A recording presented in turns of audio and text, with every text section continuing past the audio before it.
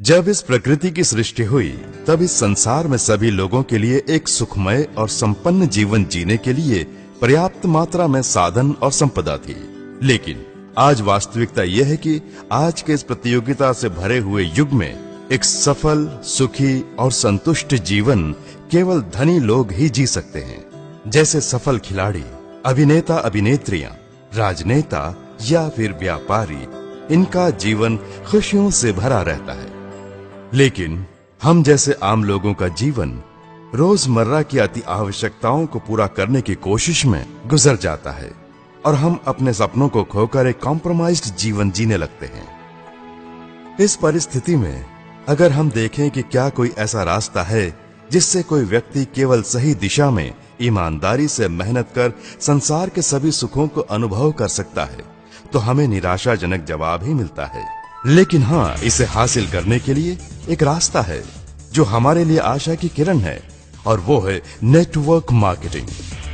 इस अद्भुत business model को सबसे पहले सन 1930 में डॉक्टर कार्ल रनबर्ग ने अपने द्वारा तैयार किए कुछ नए फूड सप्लीमेंट प्रोडक्ट्स को अपने ग्राहकों तक पहुंचाने के लिए मार्केटिंग के परंपरागत तरीकों के बदले इस नए तरीके से कोशिश की। इस प्रकार बिजनेस करने का ये नया तरीका सबसे पहले यूएसए में प्रारंभ हुआ और कुछ कंपनियों ने इस नए तरीके के मार्केटिंग को अपनाते हुए अपने कुछ चुनिंदा क्वालिटी प्रोडक्ट्स को अपने ग्राहकों तक सीधा पहुंचाया।